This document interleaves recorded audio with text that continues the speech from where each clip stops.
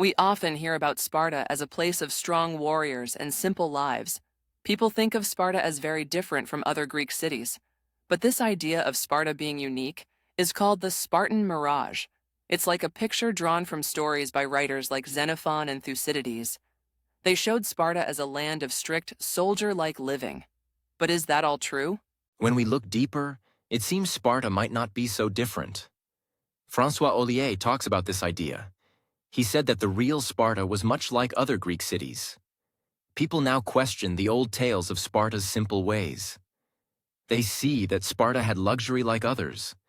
Historians today, like Paul Cartledge, say Sparta's image hides its true nature.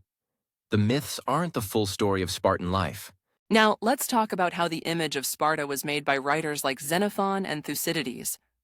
These people were outsiders who painted Sparta as a place of great warriors and simple lives. They told tales of its brave soldiers and strict ways of living. Their stories made many believe in a grand vision of Sparta, creating an image that stuck with people even until today. Hello everyone. I'm starting uploading videos to my main channel. I think you will find very precious knowledge about language acquisition there. Link is in the description. This image of Sparta as a unique place has continued over time, even with the Romans and Enlightenment thinkers like Rousseau. They promoted ideas of Sparta being a different, warrior-focused society. But now, modern scholars challenge these ideas. Experts like Paul Cartledge and Stephen Hodkinson show us that Sparta was not as different as once thought.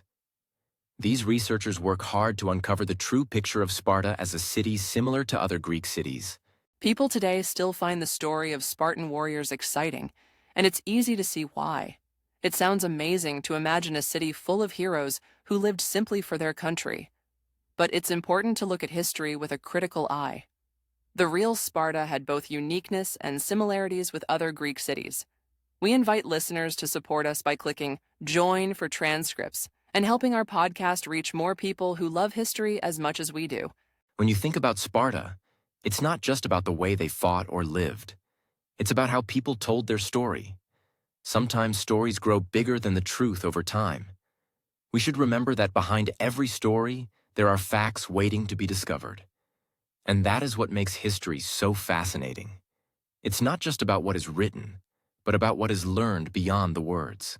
It's interesting to think about the idea of Spartan austerity, isn't it? Some say Sparta was a place where people lived very simple lives. This idea comes from stories about a man named Lycurgus. He was said to have made rules for Spartans to keep them away from wealth. One rule was to use heavy iron for money instead of gold, to stop them from wanting riches. But when we look deeper, we see a different story about Sparta and wealth. Archaeologists found out that Spartans did use coins, like silver ones, just like other cities. They even made these coins themselves at the end of the 5th century BCE. Also, Spartans left many luxurious gifts in their temples. These gifts, made of gold and silver, show that they enjoyed wealth, at least for religious reasons. People believed foreign money wasn't allowed in Sparta, but that idea isn't true either. During wars, Spartan war funds used gold coins from other places. This suggests that some Spartans had a lot of wealth, and they could use money from other cities. These findings make us wonder if the stories about Spartan simplicity were just legends. I've read that there was some inequality in Sparta too. Stephen Hodkinson found that some Spartans owned large lands with many slaves, while others had smaller farms. This inequality in land and wealth made life in Sparta different from the uniform society we often hear about. It turns out that Spartans, like people in other cities, had social and economic differences. Let's dive into the topic of land ownership in Sparta. It's interesting how land was managed there. Unlike other Greek cities, Sparta had its own way of handling land. The Helots, who were like serfs, played a big role in working the land. The Helots did most of the farming for the Spartan citizens. This allowed the Spartans to focus on their military training and other duties. It's clear that their land system was quite different. Yes, and this land system in Sparta led to some problems too. Wealth was not shared equally among the people. Some Spartans owned large estates with many Helots working for them, while others had much smaller plots. This inequality started to cause social problems in Sparta. When wealth is unevenly spread, it can create issues in any society. There were also attempts by some leaders to balance this, but they faced resistance. This imbalance in wealth surely impacted Spartan society deeply. The concentration of wealth did indeed have lasting effects. Many laws in Sparta aimed to keep wealth balanced, but these didn't always work. Wealthy landowners resisted changes. As a result, more people became poor over time as their land was divided too much. Social status was affected, making life harder for many. Land was a key part of the city's struggles. The constant battle for fairness showed that Spartan society had its own challenges, much like anywhere else. True, the fight for fair land distribution was a big issue. Some Spartan kings wanted to fix this by redistributing land evenly.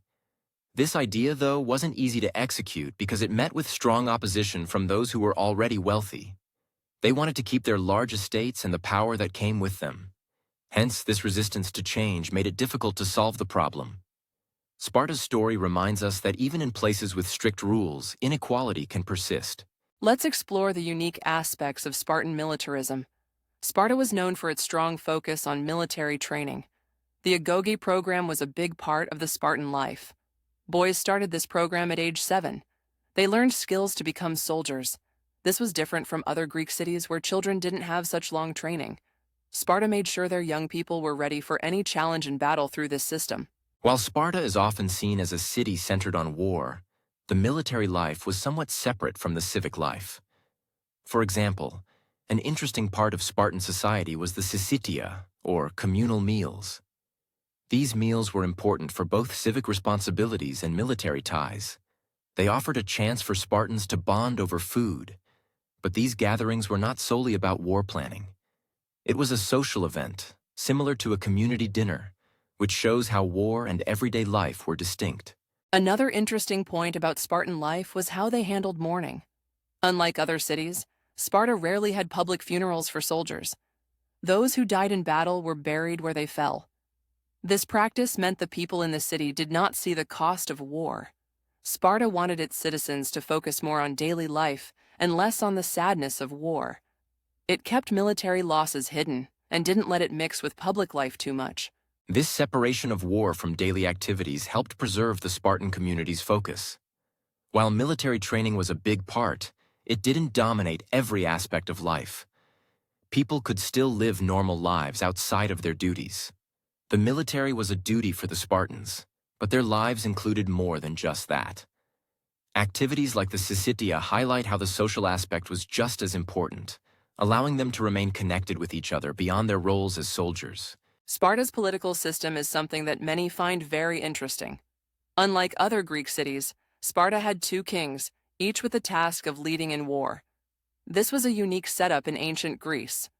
The kings shared power with the Gerousia, a group of elders who helped make important decisions. They worked together to guide the city in both peace and war, making sure that power was balanced. While the setup sounds like it kept things smooth, there was quite a bit of tension in Spartan politics. The different groups sometimes disagreed with each other. The Spartan institutions like the ephors and the apella, where free male citizens could vote, also had an influence. Each part of the government tried to maintain its power. This sometimes led to conflicts, showing that Spartan politics were not always as stable as they seemed.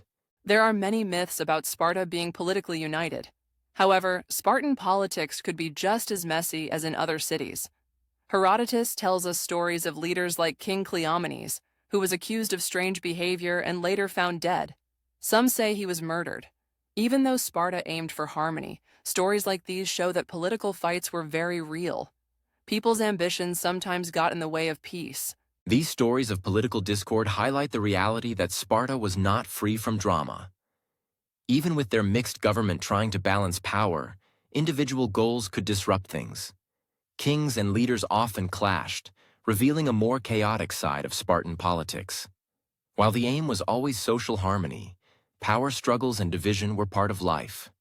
This makes Sparta no different from other Greek city-states at its core. Moving on to the topic of community and social structure in Sparta, it's interesting to look at how their society was set up. Spartan women enjoyed a different life compared to women in other Greek cities. They were educated in both physical activities and intellectual subjects, giving them a unique status. This education aimed to make them strong, so they could raise healthy children and support their families. This role was important for maintaining the Spartan way of life. In addition, Sparta was known for its image of uniformity. Spartans were expected to live similar lives, avoiding any kind of personal ambition that could lead to pride.